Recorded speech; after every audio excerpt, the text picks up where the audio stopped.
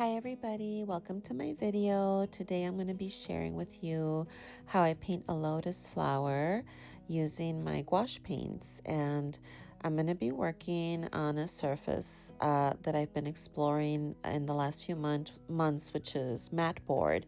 And this one is actually a toned matte board.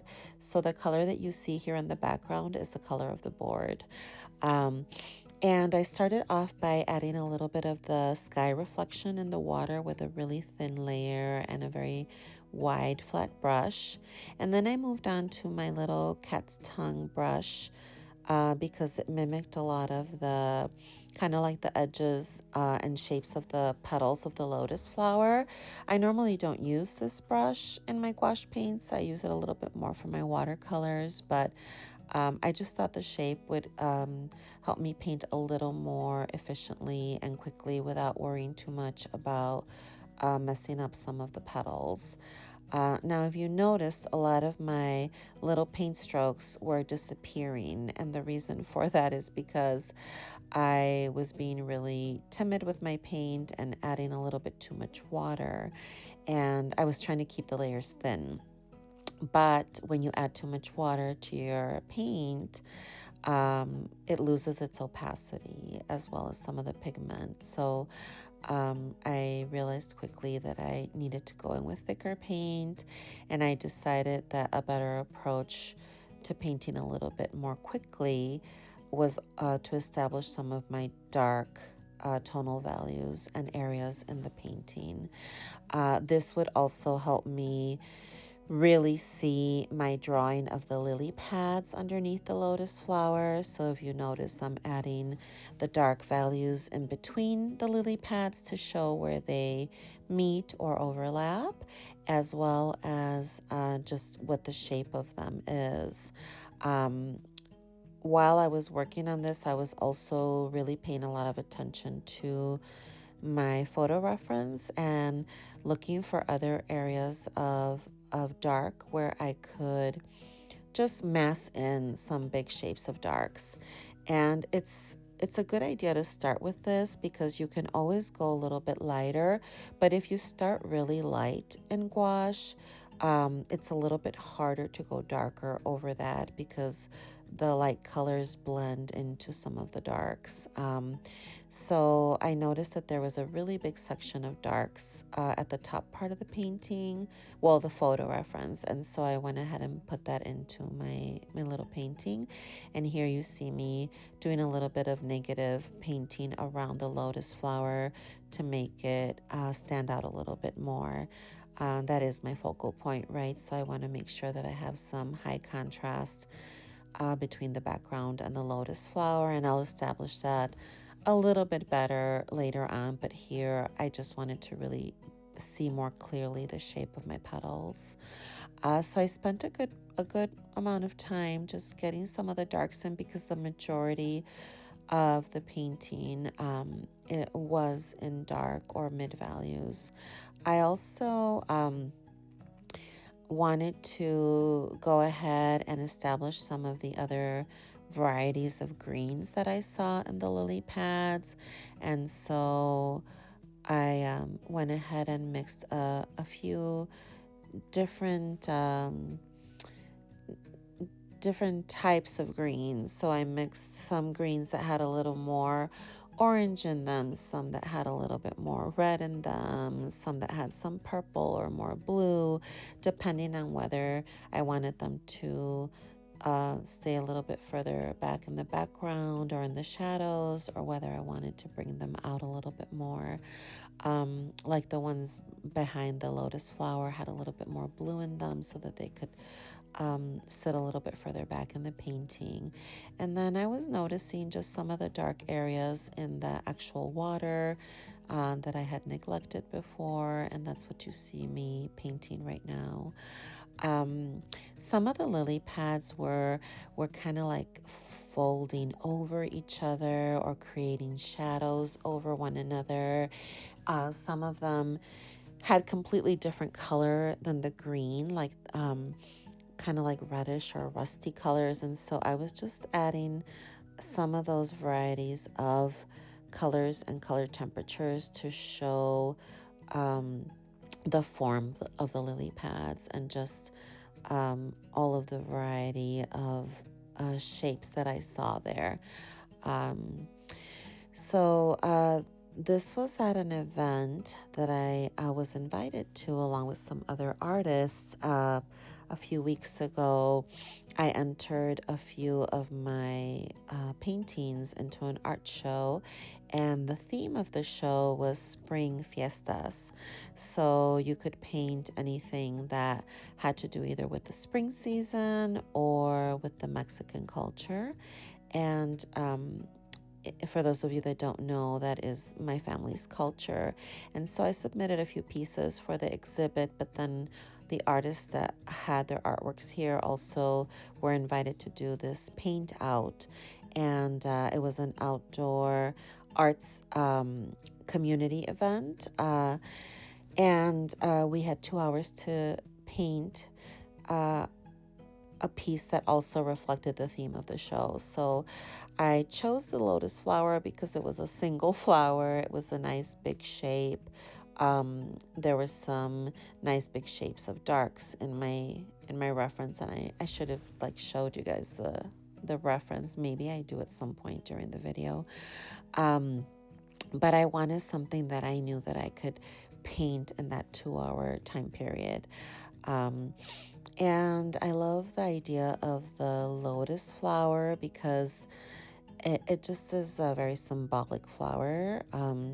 The fact that something so beautiful grows from, from this murky, muddy water, it just symbolizes a lot of strength and resilience. So I thought this was a good subject to use for the theme of the event and the art exhibit. It turned out to be a great day. The weather was so beautiful, and they had my favorite music playing, so that really got me in the painting zone. I actually feel like when I'm painting flowers, it's a very intuitive type of process for me, which is very strange because I don't have a lot of experience with flowers. It's a fairly new subject for me. I think I've done a couple of flower paintings in all the years that I've painted. But in the last year or so, I've really been enjoying painting florals. And I don't think too much about it when I'm painting them. I'm thinking as I'm painting, but I don't plan as much. I don't worry about it as much as I do with other subjects. I feel like I'm able to be a little bit freer and more loose and expressive, and I'm really having fun with them. Everybody was very happy with the painting when I was done. I actually ended up coating it with cold wax because they were going to be hanging it up, and so I wasn't turning it in on a frame. And so I had brought my cold wax with me, and I used a paper towel and lightly rubbed that over all of the gouache so that I could leave it behind and not worry about it getting damaged. So overall, it was a wonderful experience.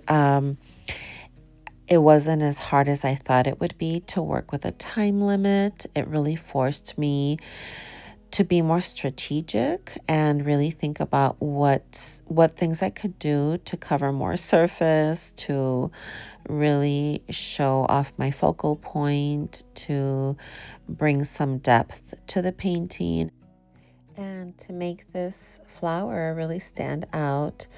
I was trying to add a little bit more of the highlights around the petals where I saw them in my reference, as well as some of the warmer highlights to show a little bit of the glow in the flower petals in some of the areas where the sun, you could see the petals through the sun. So that's what you see me doing here. And then I realized that some of my darks between my lily pads had gotten lighter, which is also something that happens in gouache, is that a lot of your darker colors get lighter as they dry, especially if you've introduced a little bit too much water and it's not just pure paint from the tube. So here I'm just reestablishing some of the dark values around my lily pads, and trying to also get in some of the hot pinks or the warmer, brighter pink pigments into the petals because they got a little bit too pale. The reference was like pretty much like white lotus, and I decided to kind of punch it up a little bit with a little more of the pink, and make it stand out from the reflection in the water, because I felt like both of the colors were very similar to each other in that they were both very pastel-y and chalky. So after I added some of the pinks, then I came back in to show a little bit more of the form on the petals and some more of those highlights that, again, I lost because I was adding a tiny bit too much water to the paint. So that's the effect you get with gouache, is if it's a dark color and you add too much water, it lightens as it dries. And then vice versa, if it's a really light color, especially white, or a color with white in it, if you add water to that, when it dries darker. So when you're working with gouache, you want to be very aware of this value shift as your paint dries. That's probably one of the biggest frustrations that many people face when they're working with gouache.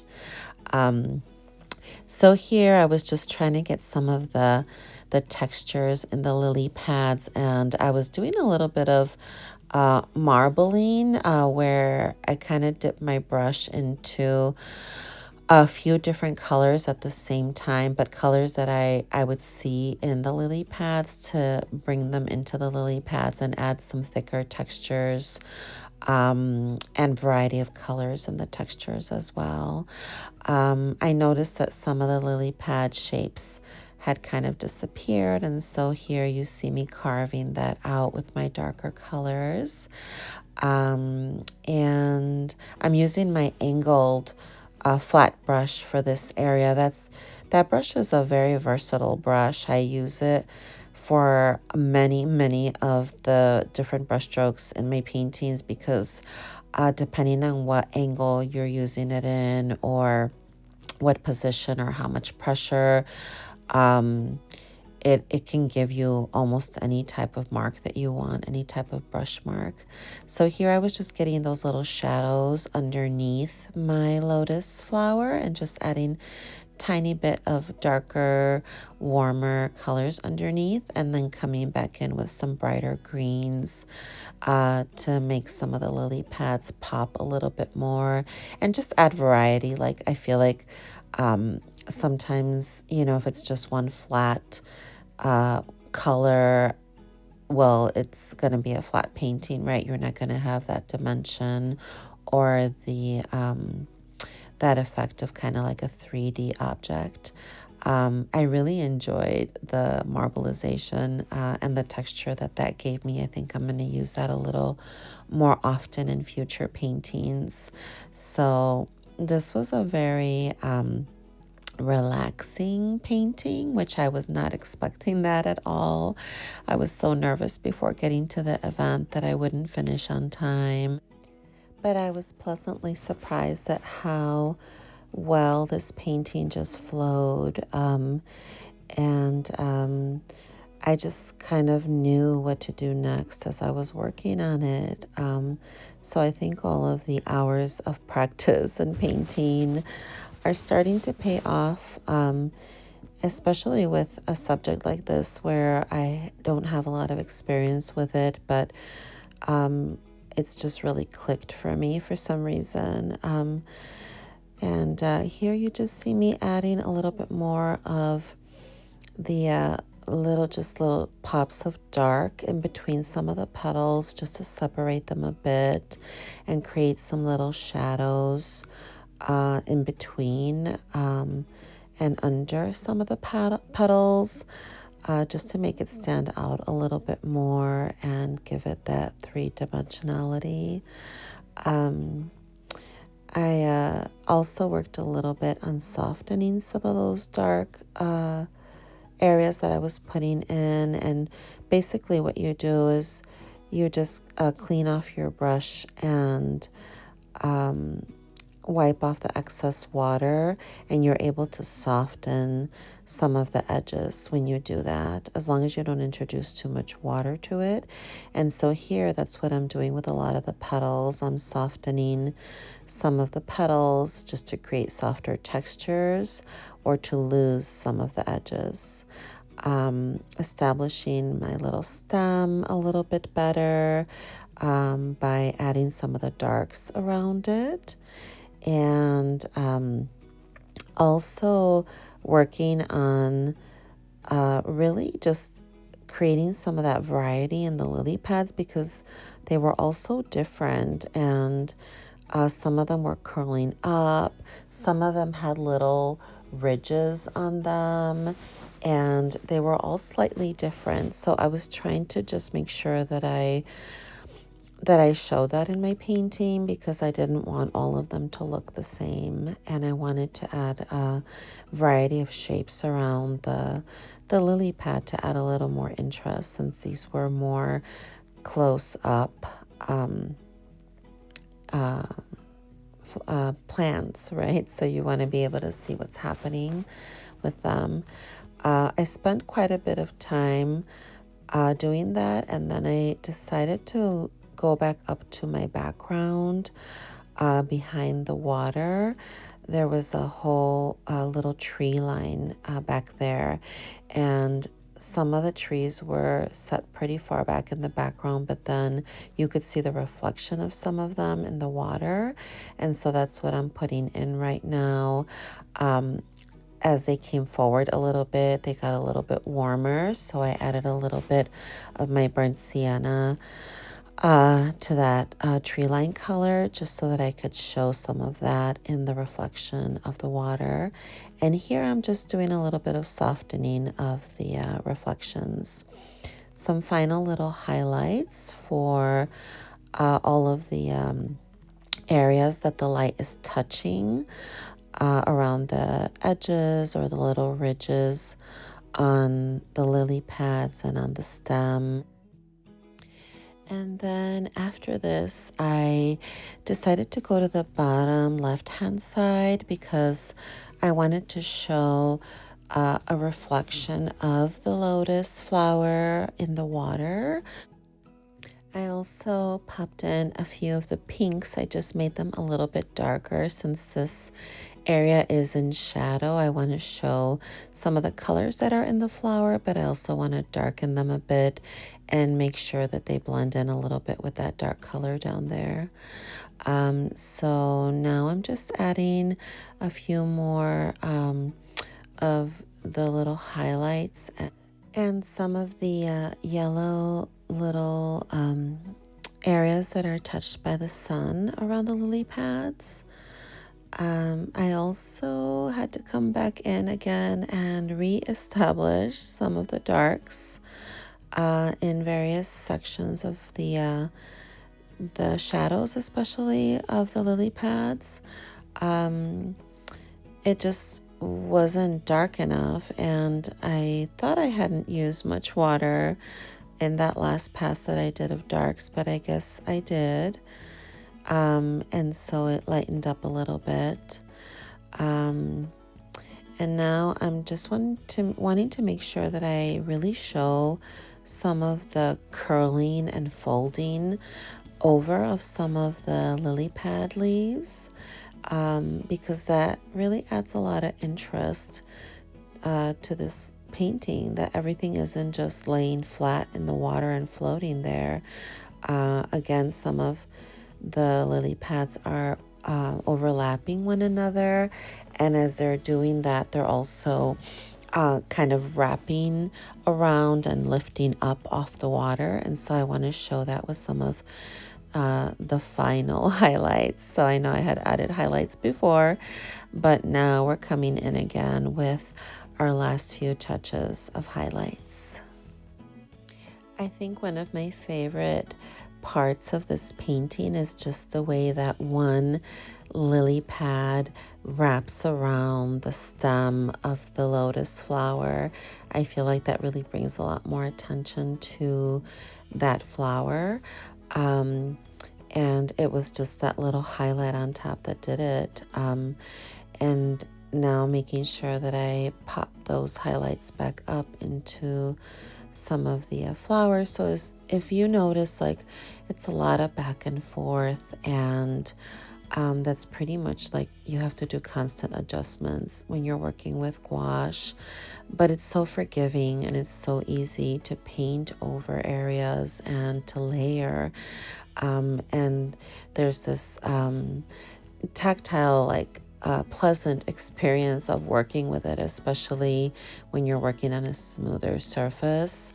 The paint just glides on like butter and it feels so good, and it's very easy to smooth it out or blend it, or just leave it without blending so that you have some areas of higher contrast in terms of textures or a little more of a graphic look. So it's a very versatile medium and I just really love it. I was very happy with the way this turned out, and when I was all done, I waited for it to dry. I signed it with a white ink pen, and then I sealed it with cold wax medium. I wanted to leave it there for the exhibit. That was the expectation, and I wanted to make sure it didn't get damaged in any way because it wasn't going to be framed under glass. So that is how I sealed my painting. And here I'm just adding some little darks in the reflections of the little trees in the background. When I took this video, I was taking it vertical format, and it cut off part of the top part of the painting. So that was a lesson learned for me to make sure that I orient my camera in a different position. And here is my final little piece. I hope that you enjoyed watching and listening to how I achieved this. Here you could see the whole painting from top to bottom. And if you like this kind of content, I hope that you will subscribe to my channel and like the video and comment or ask any questions that you might have, and let me know what type of videos you'd like to see from me with regards to gouache or watercolor or urban sketching. Those are some of my recent passions that I'm really enjoying doing, and I'd be happy to put together some videos that you're interested in. Thank you for tuning in and for watching and for supporting my channel. Happy painting, everybody. If you'd like to learn a little bit more about gouache and get a little bit more foundation and basic knowledge on how to use it and all the different consistencies that you can work with it in, I have another video in my channel that is called, I believe, Consistencies in Gouache. So please check that out if you're interested in learning some more about this wonderful medium.